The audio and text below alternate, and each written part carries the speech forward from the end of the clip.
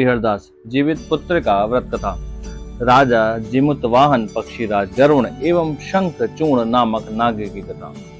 पूर्व काल में एक समय राजा जिमुतवाहन अपने साले मित्र वसु सहित समुद्र तट के वनों में भ्रमण कर रहा था कि इतने में उसने एक व्याकुल युवा पुरुष को अपनी ओर आते हुए देखा तथा उसके पीछे एक वृद्धा स्त्री हाय पुत्र कहकर करुण क्रंदन करती हुई आ रही थी। पीछे आते हुए सैनिक के समान किसी पुरुष ने ऊंची चट्टान के समीप लाकर उस युवक को छोड़ दिया।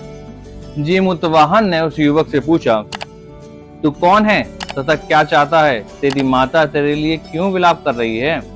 इन प्रश्नों के उत्तर में उस युवक ने जिमुतवाहन के समक्ष संपूर्ण वृत्तांत का वर्णन करते हुए कहा, प्राचीन समय में कश्यप की दो पत्नियां विनीता एवं कुद्रु के मध्य किसी कथा के प्रसंग में परस्पर विवाद हो गया। कुद्रु ने कहा कि सूर्य के अश्व काले हैं तथा विनीता ने कहा श्वेत हैं। इस बात पर उन्होंने आपस में शर्त लगा ली कि जिसकी बात झूठी होगी वह दूसरे की दासी बन जाएगी। विजय की इच्छा से कुद्रु ने अपने पुत्र सर्पों के द्वारा विशाली फुत्कार से सूर्य के अश्वों का रंग काला करवा दिया तथा छल पूर्वक विजय हुई। तदुपरांत कुद्रु ने विनीता को दासी बना लिया। यह सत्य है कि स्त्रियों की पारस्परिक ईर्ष्या भी दुखद होती है। जब यह प्रसंग विनीता के पुत्र गरुण को ज्ञात हुआ तो उन्होंने शांति पूर्वक अपनी माता को दासता से मुक्त कराने हेतु कुद्रु से प्रार्थना की। तब कुद्रु के पुत्र नागगण आपस में विचार विमर्श करके बोले, हे गरुण, देवताओं ने भी अभी क्षीरसागर का मंथन प्रारंभ किया है। क्योंकि तुम अत्यंत बलवान हो, अंततः अपनी माता की मुक्ति के प्रतिफल से वहां से अमृत लाकर हमें दो, तदुपरांत अपनी माता को स्वीकार करो। नागों के ये वचन सुनकर अमृत के लिए क्षीरसागर पर जाकर गरुण ने अत्यंत पौरुष का प्रदर्शन किया। गरुण के पराक्रम से प्रसन्न होकर भगवान विष्णु ने स्वयं गरुण से कहा कि मैं तुमसे अत्यंत प्रसन्न हूँ, अंततः कुछ वर मांगो। माता के दासत्व के अपमान से कुद्र गरुण ने भगवान से वर मांगा कि नाग मेरे भक्ष्य हो। भगवान को ततस्तु कहकर उसे वही वरदान दे दिया। तत्पश्चात गरुण अपने पराक्रम से अमृत को प्राप्त कर जब चलने लगा तब तत्वज्ञ इंद्र ने उससे कहा, हे पक्षीराज, तुमने कुछ ऐसा करना चाहिए कि जिससे वह मूर्ख सर्प अमृत का पान ना कर सके। अंततः मैं इसको सर्पों से हरण कर लूंगा। यह सुनकर विष्णु के वर से प्रचंड गरुण ने इंद्र के इस प्रस्ताव को स्वीकार किया तथा अमृत कलश लेकर सर्पों के समीप गया। वर के प्रभाव से भयभीत नागों से गरुड़ ने कहा कि मैं अमृत ले आया हूँ, मेरी माता को दासता से मुक्त कर दो, इसे ग्रहण करो। यदि तुम्हें मुझसे भय है तो मैं इसे कुशा के आसन पर रख देता हूँ एवं अपनी माता को मुक्त कर ले जाता हूँ। तुम लोग इसे स्वीकार करो। नागों ने कहा, उचित है, तुम ऐसा ही करो। इस प्रकार कहने पर गरुड़ ने पवित्र कुशासन पर अमृत कलश को रख दिया तथा नागों ने गरुड़ की माता विनीता को मुक्त कर दिया। माता को दासता से मुक्त हराकर गरुड़ के प्रस्थान करने पर नाग निर्भयता पूर्वक जब अमृत पान करने हेतु एकत्र हुए तब इंद्र ने अपनी शक्ति से कुशासन पर रखे हुए सुधा कलश का अपहरण कर लिया। हताश नागों ने विचार किया कि संभवतः कुछ अमृत गिरकर कुशा में लगा हो। अंततः वह कुशाओं को चाटने लगे। कुशाओं को चाटने से उनकी जिह्वाओं के दो भाग हो गए। अत्यंत लोभ के कारण नागों को यह फल प्राप्त हुआ। अमृत के स्वाद से वंचित नागों का शत्रु गरुड़ भगवान विष्णु के वरदान के कारण बारंबार नागों पर आक्रमण कर उनका भक्षण करने लगा। इसके परिणाम स्वरूप गरुड़ के आक्रमण से संपूर्ण पाताल व्याकुल हो गया। भय के कारण सर्प निर्जीव से हो गए। गर्भिणी नाग पत्नियों के गर्भपात होने लगे तथा इसी भय मात्र से अनेक नागों के प्राण पखेरु उड़ गए। प्रतिदिन इस प्रकार से आतंक देखकर नागराज वासुकी ने विचार किया कि इस प्रकार तो समस्त नागलोक सहसा नष्ट हो जाएगा तथा गरुड़ भी अजय है। यह विचार कर उसने गरुड़ के साथ मिलकर एक नियम बना लिया कि प्रतिदिन एक नाग समुद्र तट के पर्वत पर गरुड़ के भोजन के लिए भेज दिया जाएगा। तब नागराज ने गरुड़ से कहा कि तुम पाताल में उपद्रव करने के आतंक फैलाना ना आया करो। अन्यथा इस प्रकार एक साथ ही समस्त नागों के नष्ट हो जाने पर तुम्हारा स्वार्थ भी सिद्ध नहीं हो पाएगा। गरुड़ ने भी इस व्यवस्था को स्वीकार कर लिया तथा वासुकी द्वारा भेजे गए एक एक नाग का वह प्रतिदिन भोजन करने लगा। अंततः नागवध के उसी क्रम में आज मेरी बारी है। मेरा नाम शंखचूड़ है। मैं भी नागराज की आज्ञा से आज गरुड़ के आहार के लिए इस विद्यशिला पर लाया गया हूँ। अंततः मैं माता के लिए व्यथित एवं शोचनीय हो रहा हूँ। इस प्रकार शंखचूड़ के वचन सुनकर एवं उसके दुख से द्रवित होकर जीवतवाहन खेद पूर्वक उससे बोला, अहो वासुकी का नागराज होना कितना सारहीन है, जो स्वयं अपनी प्रजा को शत्रु के आमिष अर्थात भोजन बना रहा है।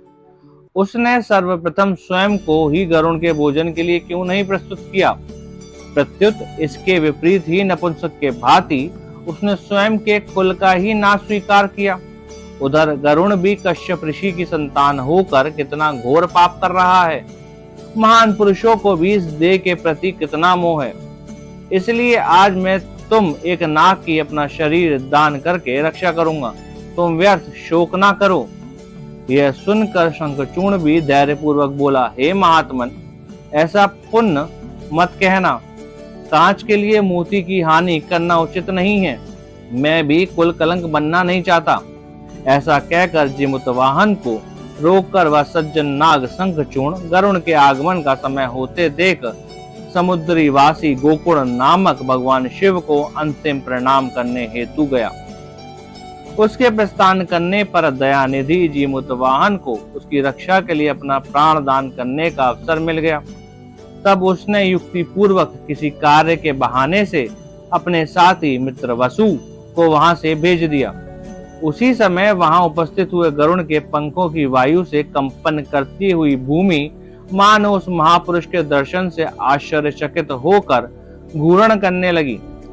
गरुड़ के आगमन के इस लक्षण से सतर्क होकर परोपकारी जिमुतवाहन उस विद्यशिला पर चढ़ गया। अपने विशाल पंखों की छाया से आकाश को ढके हुए गरुड़ ने चोंच मारकर उस महाप्राणी जिमुतवाहन को उठा लिया। बहती हुई रक्तधारा वाले जिमुतवाहन को पहाड़ की चोटी पर ले जाकर उसका भक्षण करने लगा। उसी समय आकाश से पुष्पवृष्टि होने लगी, जिससे गरुड़ भी आश्चर्यचकित हो गया।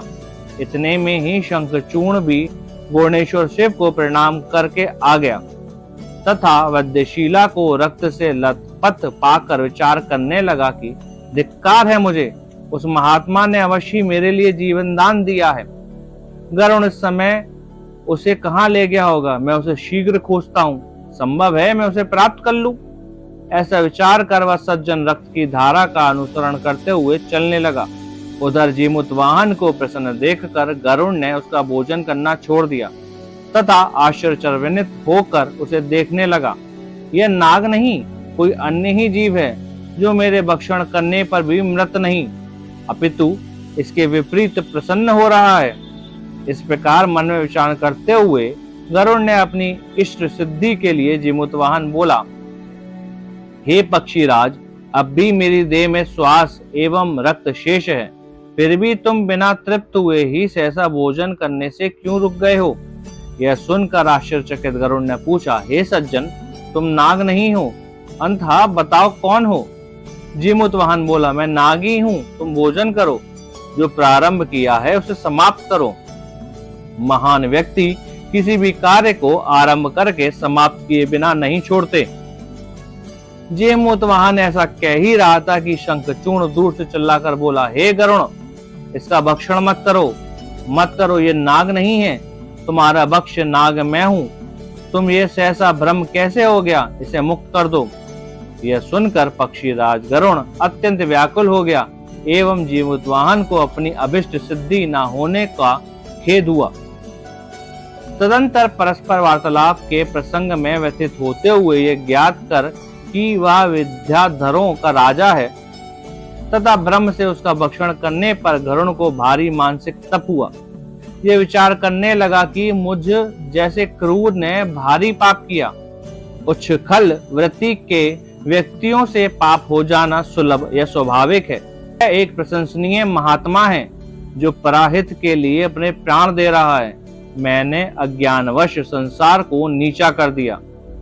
इस प्रकार पश्चाताप कर पाप मुक्ति हेतु अग्नि में भस्म होकर प्राण त्याग करने का विचार करते हुए गरुण से जीमूतवाहन ने कहा, हे पक्षीराज, दुखी क्यों हो रहे हो?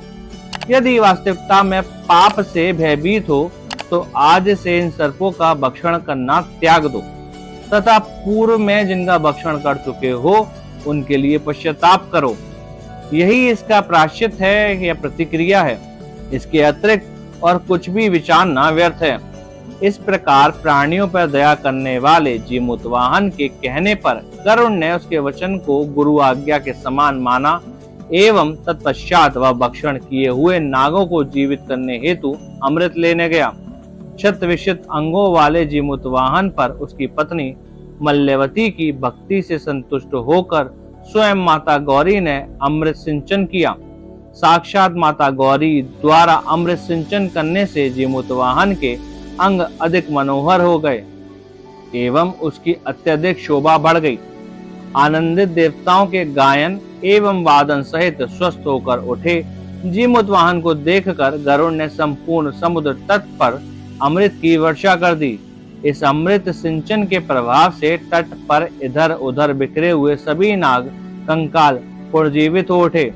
फलतः वह बेला वन नागों के समूह से भर गया एवं उन्हें सदैव के लिए गरुड़ के भय से मुक्ति मिल गई। ऐसा प्रतीत होता है कि नागकुल के रक्षक जीमूतवाहन के दर्शन हेतु समस्त पाताल वहां उपस्थित हो गया। तदंतर अक्षय शरीर एवं अक्षय यश से शोभित जीमूतवाहन का समस्त बंधुओं ने अभिनंदन किया। जीमूतवाहन की पत्नी एवं उसके माता पिता सभी अत्यंत प्रसन्न हुए।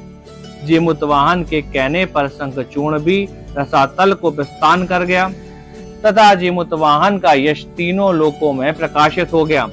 तदंतर देवताओं के समूह गरुड़ के समीप आकर जीमूतवाहन को प्रणाम करने लगे।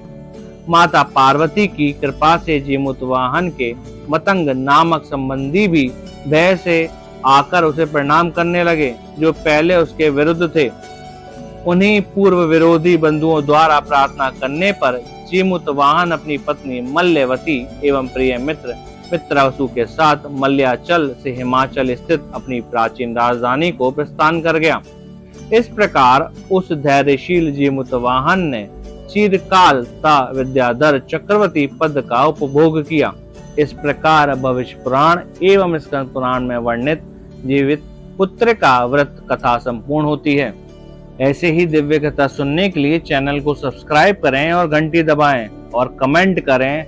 हर हर महादेव।